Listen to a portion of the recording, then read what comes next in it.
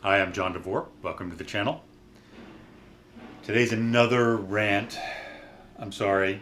I definitely didn't plan to do another rant so soon after. I think this is going to be the video right after my last rant. 2 rants in a row. Sorry about that. I definitely should be mixing in a little music in between these things or something like that, but this one just kind of jumped up and presented itself, and I have been thinking about it for a week now, and I just need to get it out and made so that I can move on to record reviews. Let's go back. So I made a video in the first year of the DeVore Fidelity YouTube channel, one of the first videos, and it was a record review of Marvin Gaye, What's Going On.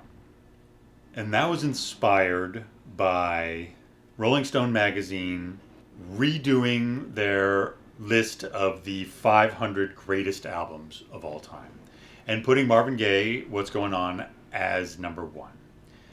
And it was shocking. For those who pay attention in the industry, it was a pretty shocking rewrite of that list. And I sort of jokingly, I think it's the title of the video, something like Marvin Gaye, What's Going On, greatest album of all time, something like that. Basically playing on this whole idea of a greatest of all time list in general, but also talking about, and I talk about it in the video, talking about the Rolling Stone list. And what was really remarkable about Marvin Gaye getting the top billing on that list was that prior to 2020, when that new version of the list came out, the list started in the early 2000s, 2003. And in that original version of the list, prior to 2020, in the top 10, so in the top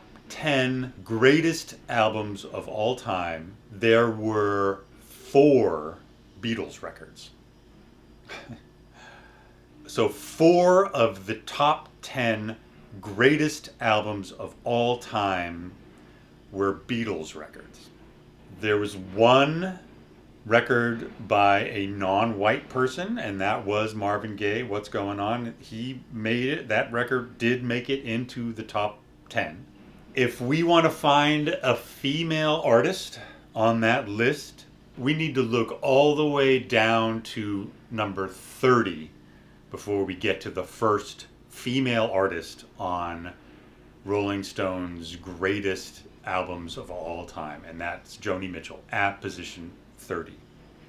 And so that list was rightfully criticized widely by certain people, and I talk about that a little bit in the video as well.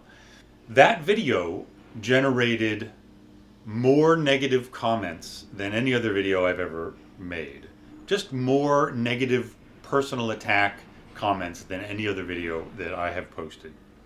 But I think most people, really just sort of, we chalked up that earlier version of the list, the original version of the list, to what seemed like this sort of ongoing white male centric version of the history of rock and roll, or at least the most important elements of rock and roll all seemed to be white male.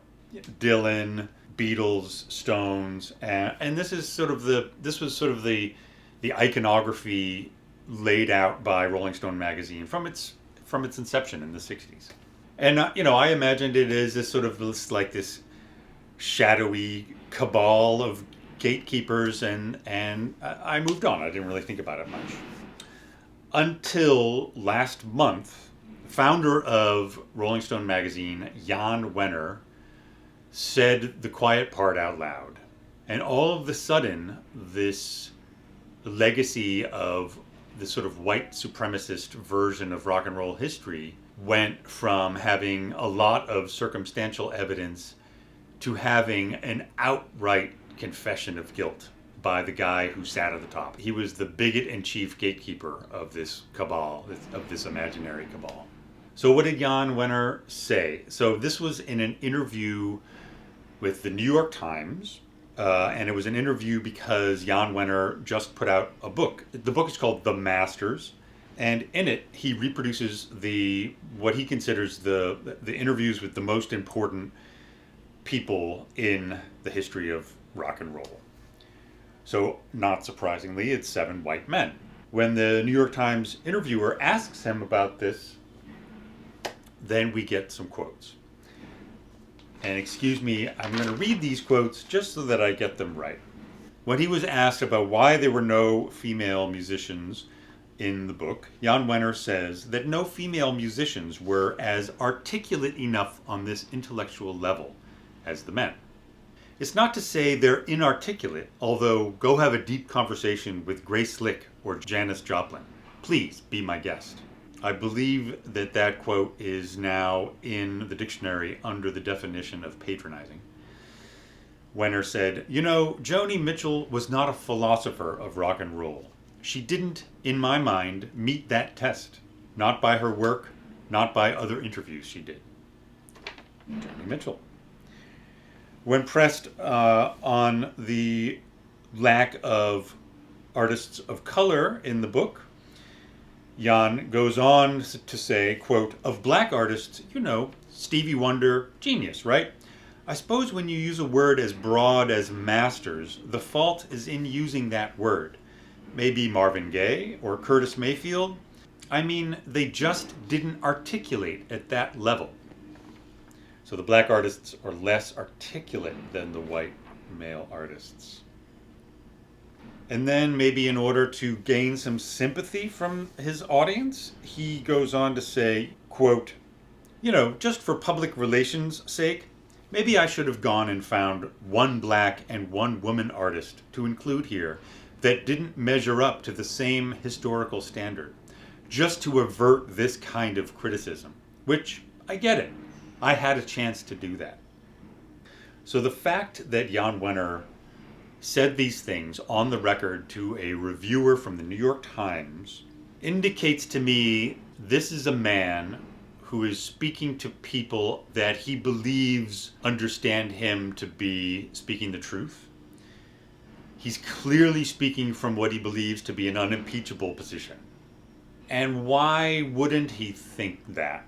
For decades, this is the position that he has essentially put out in all of the media that he controls, certainly in Rolling Stone magazine. Jann is also a co-founder of the Rock and Roll Hall of Fame. The Rock and Roll Hall of Fame, I think as of currently, only about 8% of the nominees for induction into the Rock and Roll Hall of Fame are women. 8%. So this is a guy who has gotten away with this for now multiple generations. So why would he be shy about saying something so overtly racist and misogynist as what he's being quoted as saying in the New York Times? So how do these quotes in the New York Times connect to the video I made a couple of years ago about Marvin Gaye? The most significant thing that happened just before the 2020 revision of that greatest albums of all time list was that Jann Wenner left Rolling Stone magazine. He stepped down from the top position at Rolling Stone magazine a year or a little bit less before that revised list was published.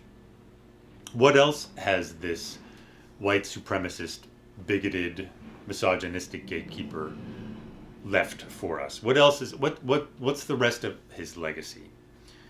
So this guy also co-founded the Rock and Roll Hall of Fame, which subsequent to the New York Times article being published, he has been flicked out of like a booger on someone's finger. What's happening here, and what has been happening now for generations since the magazine was founded in the 60s? According to this version of rock and roll history, the earliest rock and roll records in the 50s, the very first artists, rock and roll was essentially invented by Bill Haley and Elvis. Rock and roll historians from this bent tend to point to those early albums in 53, 54 as the very first rock and roll records. Bill Haley's first record was a cover of Rocket 88, which was a song put out months before by the Delta Cats, an all-black band that included none other than Ike Turner. Elvis Presley's first released record, first hit record, That's All Right, was also a cover of a black artist's song. In fact, Elvis's first huge hit, Hound Dog, was also a cover of a black artist's song. Hound Dog was originally released by Big Mama Thornton, who to this day has not been recognized by the Rock and Roll Hall of Fame. In fact, if you really look at it, who were the people who were most influencing all of those early rock musicians? Big Mama Thornton was certainly one. Another one would have to be another black woman named Sister Rosetta Tharpe.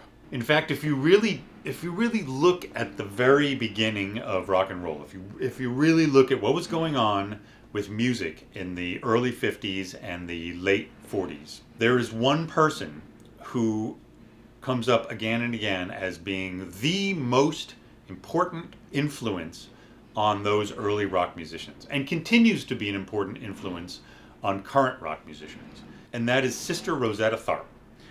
She is one of the very first people to shred on electric guitar, and one of the first to use distortion intentionally in their electric guitar playing.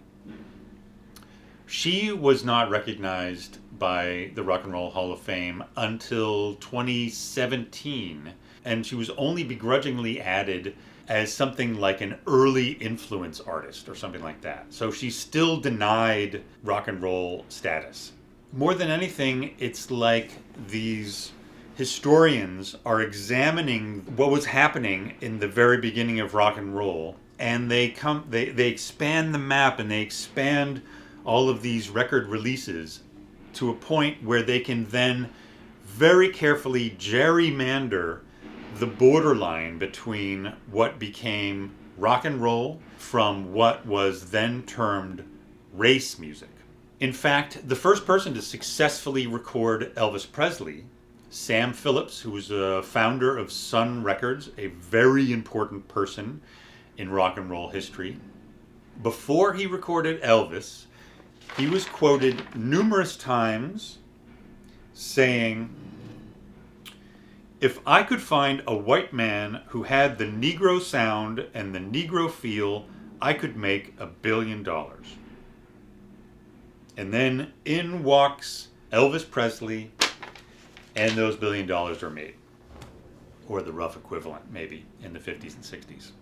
So Jann Wenner's legacy really is more about racism and misogyny than it is about anything else.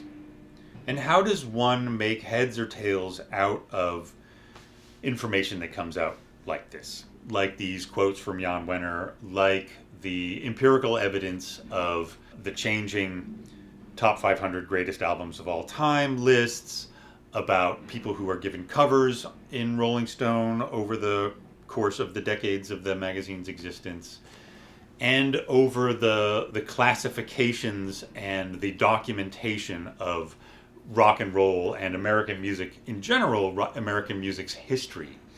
Rock and roll is a genre of music that was invented by black musicians.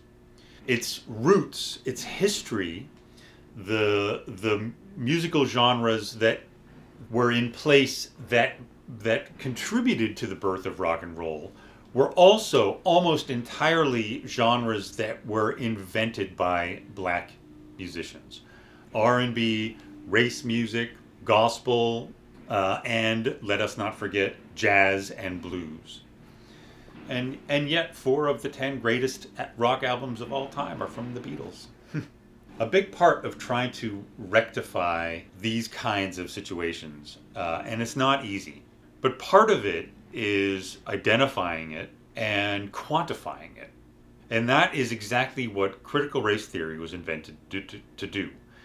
Critical race theory is a framework through which you can look at history and you can input data, and this framework gives you a means to really sort of try to quantify the effects of these sorts of significant systemic racial biases and the influence and the effect on normal people and the effect on the evolution maybe of an art form.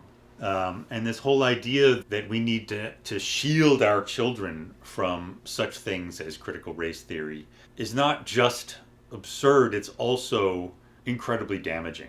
And it's utterly bass-ackwards. It's this idea that we need to protect our children from learning the dark truth about the society in which we currently live and how it got to be this way, and this idea that they shouldn't be learning about reality. You know, they shouldn't be learning about the 50s where black people were not allowed to eat in certain restaurants, where black people were not allowed to go into certain clubs, where their fellow blacks were playing music for white-only audiences that they fucking invented.